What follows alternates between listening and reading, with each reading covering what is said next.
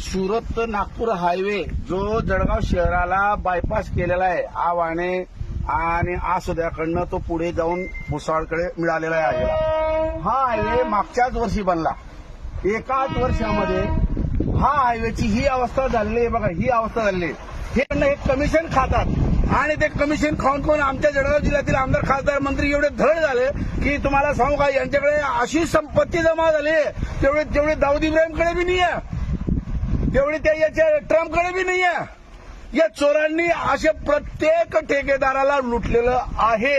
आणि मग आमचे राजकीय आमदार खासदार आणि मंत्री जे असतात हे लाच घेतात, शिंदेचे आमदार, आणि हे लाच घेतल्यामुळे आमचे ठेकेदार म्हणतात मला जर समजा 100 कोटी मिळाले तर माझे 40 कोटी या राजकीय चोरांना वाटण्यात जातात. मग मी पूल कसे काय बनवू एस्टिमेटनुसार? खरा प्रश्न आहे भारताच्या या ऱ्हासाची, या नुकसानाची खरी जबाबदार राजकीय आमदार खासदार आहे. खरी जर हीच आहे.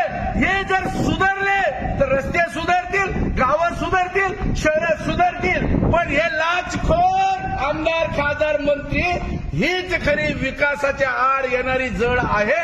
आणि ही जड सुधारून काढली पाहिजे तरच हा तुमचा विकास होईल, तरच तुमचे रस्ते, तरच तुमच्या पाण्याची टाकं, तुम्ही धरणं, तुमचे तलाव टिकेल. अदरवाईज हे असंच तुटत राहील. आमदार खासदार येतील आणि या ठिकाणी फोटो काढतील, थातूर मातूर बोलतील, बघा मी त्या ठिकाणी जाऊन आले की नाही. स्मिताताई